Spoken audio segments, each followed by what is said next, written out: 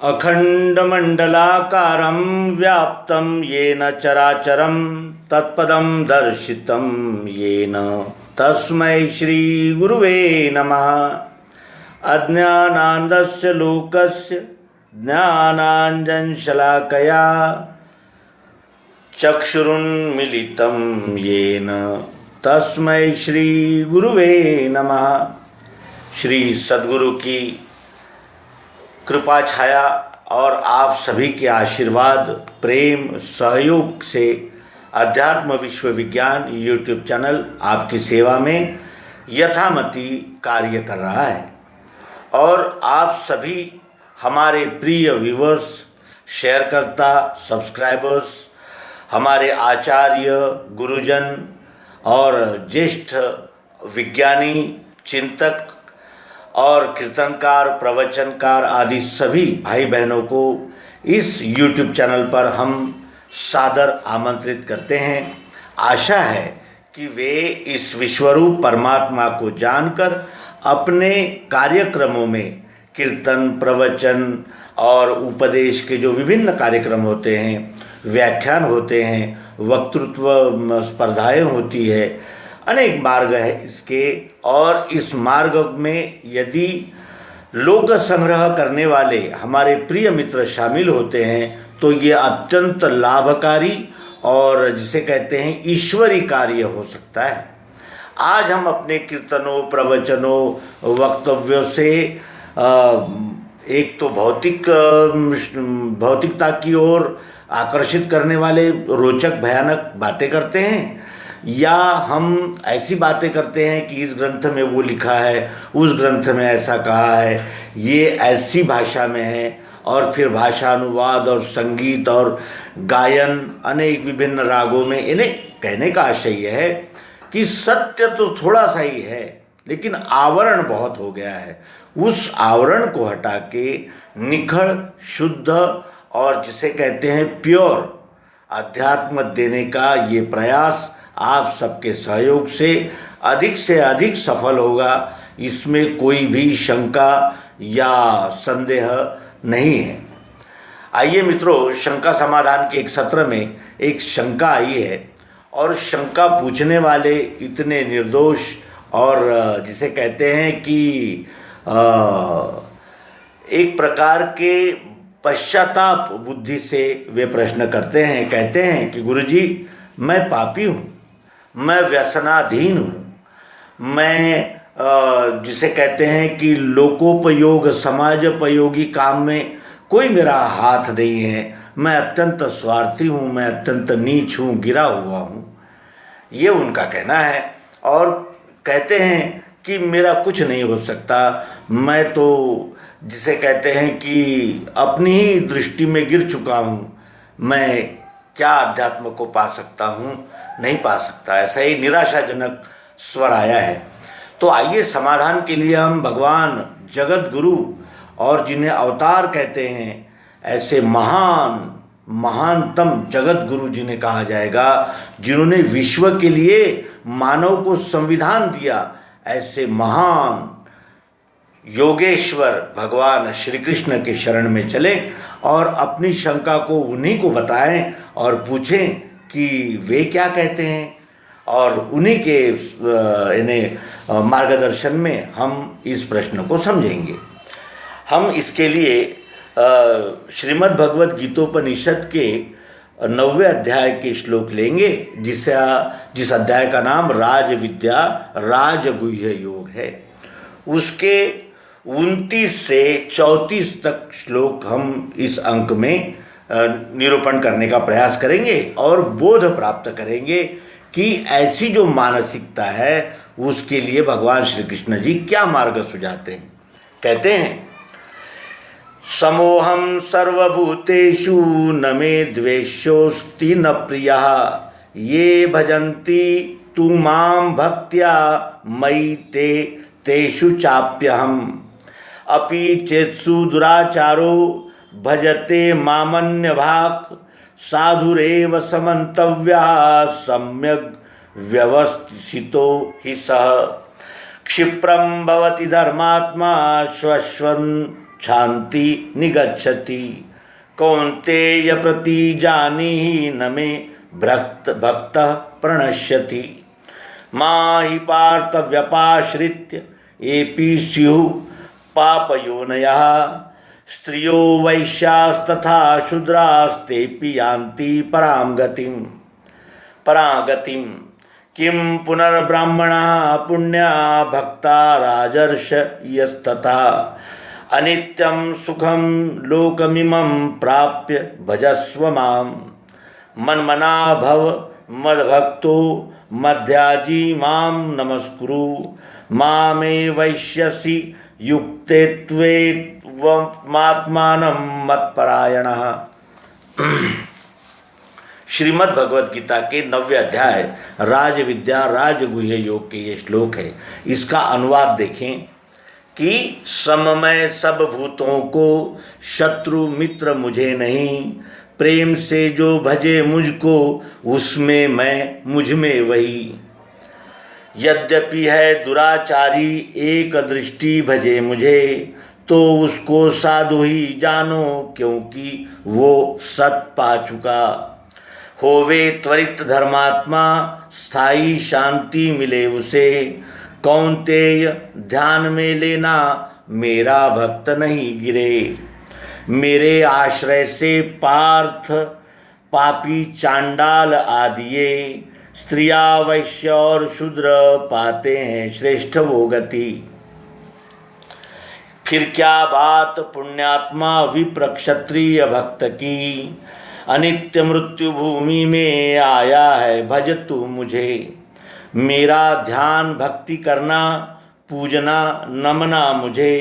यूं मेरी धुन छाने से मुझ में मिल जाएगा।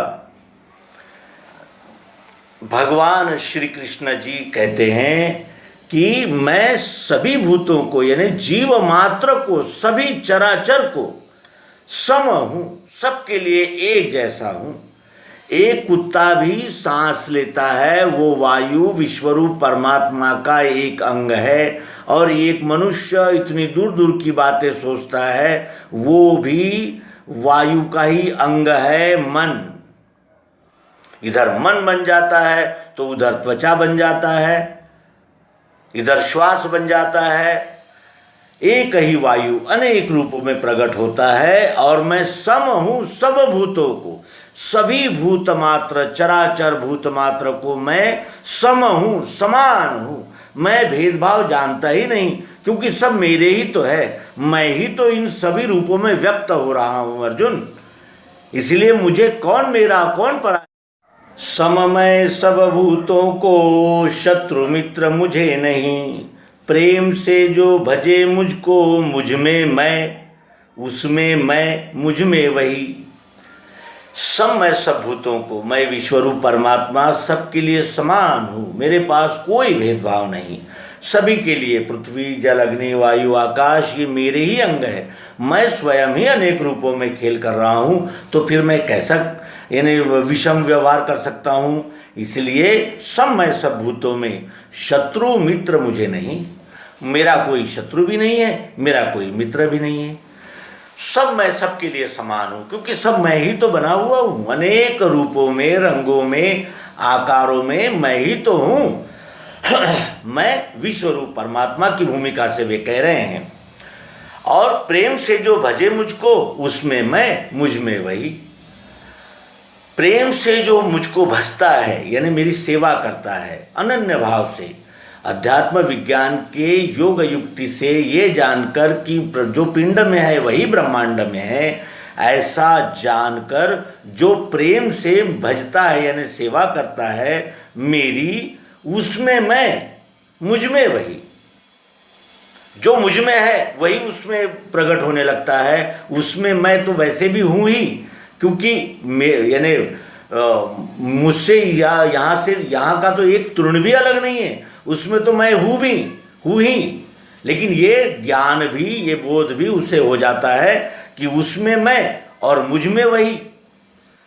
पिंड में क्या है तो ये जो 5 ज्ञानेंद्रियां, 5 कर्मेंद्रियां, मन, बुद्धि, चित्त और अहंकार, ये 5 ज्ञानेंद्रियां और 5 कर्मेंद्रियां इन पंच महाभूतों से ही बनी है, जिन्हें हम पृथ्वी, जल, अग्नि, वायु, आकाश कहते हैं। और सत्वगुण, रजोगुण, तमोगुण उसको चालना देने वाले मन, बुद्धि, अहंकार में कार्य करते हैं, कफ, वात, पित्त नाम की नाड़ियाँ बनकर। ये अष्टधा, और इसी अष्टधा से तो ये सारा बना है, जिसमें अक्षर रूप से मैंने गर्भ दिया है, यानी विश्वरूप परमात्मा ने अस्तित्व, भातित्व, प्रियत्व रूप गर्भ इस प्रकृति में दिया, जो अष्टधा है। तो इसीलिए भगवान यहाँ कहते हैं कि उसमें मैं, मुझ में वही पिंड ब्रह्मांड की एकात्मता अध्यात्म विज्ञान के बोध से ध्यान में आती है।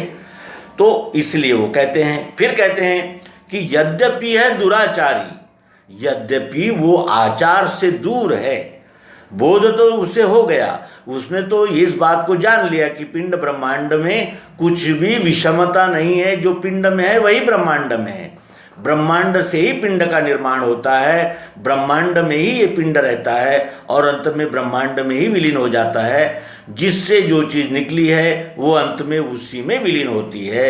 ये नियम है, प्लास्टिक प्लास्टिक में, मिट्टी मिट्टी। यद्यपि है दुराचारी, यानी आचार से अभी दूर है, सत्य को जान गया लेकिन अब आचार से दूर है।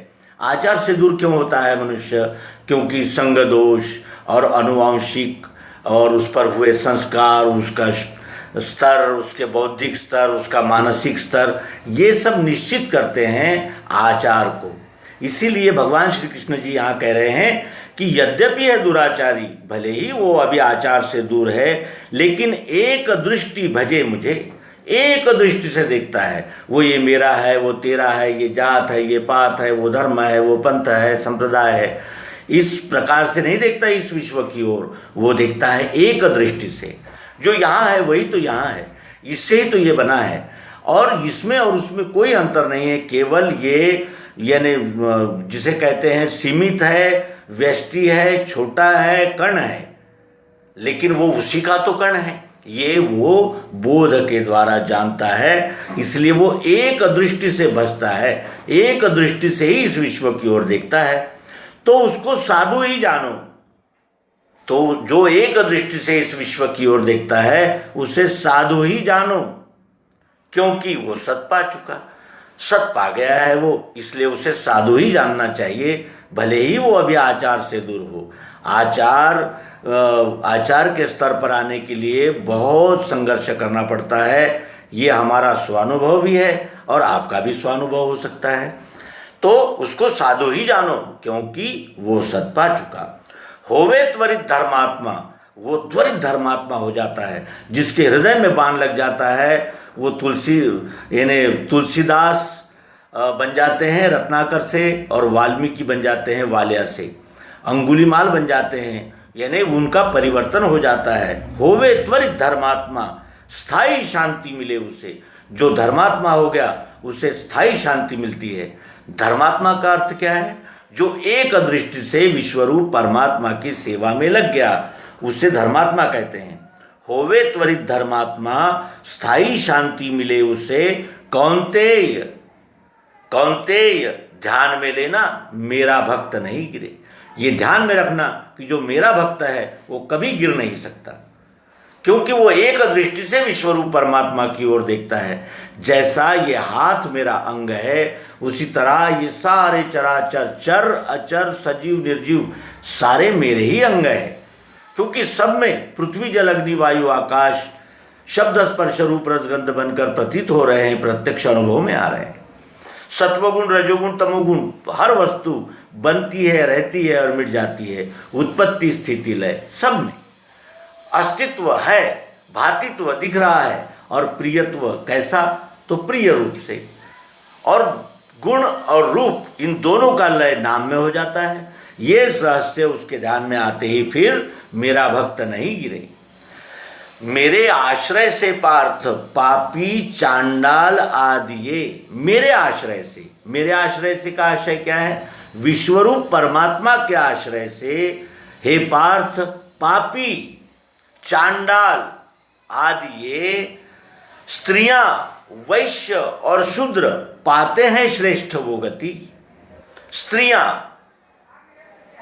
वैश्य और शूद्र पाते हैं श्रेष्ठ वो गति। माहि पार्थ व्यपाश्रित्य ये स्यु पाप योनयः स्त्रियो वैश्यास्तथा शूद्रास्तेपि यान्ति पराम गतिम।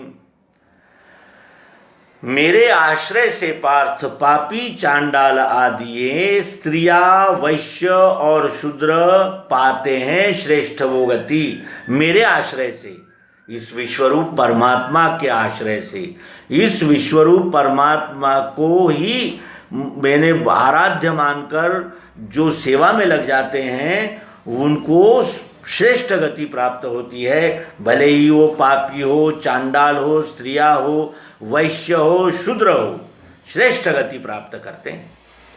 अब यहाँ स्त्रियां ये शब्द आया है और कुछ स्थानों पर हमारे सांप्रदायिक ग्रंथों में स्त्रियों को हीन माना गया है और मोक्ष के लिए अयोग्य माना गया है।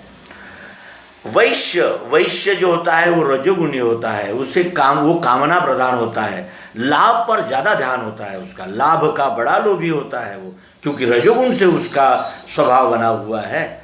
वो भी अगर ये बोध उसके मन में स्थायी हो गया तो वो भी सत ही लेना सत ही देना ऐसा व्यवहार करने लगता है अर्जुन।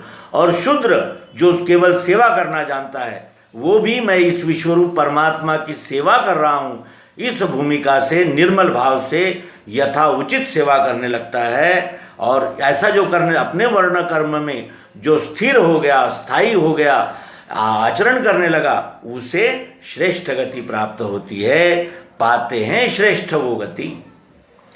फिर क्या बात पुण्यात्मा विप्र क्षत्रिय भक्त की। अरे जब ऐसे पापी और चांडाल भी इस बोध से श्रेष्ठ गति पा सकते हैं तो फिर पुण्यात्मा विप्र क्षत्रिय भक्त की क्या बात पूछ रहा है। ये तो तैयार है, केवल दिशा नहीं है ही नहीं। पुण्यात्मा जो पुण्य करते हैं, अच्छे भले काम करते हैं और मन को संतोष देने वाले काम करते हैं, वो पुण्यात्मा। विप्र यानी विशेष, जिसे यानी कहने का आशय कि जो विशेष जागृत रहकर इस मार्ग में प्रवण हो गया है, विप्र। क्षत्रिय जो इस विश्वरूप परमात्मा के न्याय रक्षा विभाग का कर्मचारी क्षत्रिय, इन भक्तों की क्या बात पूछता है।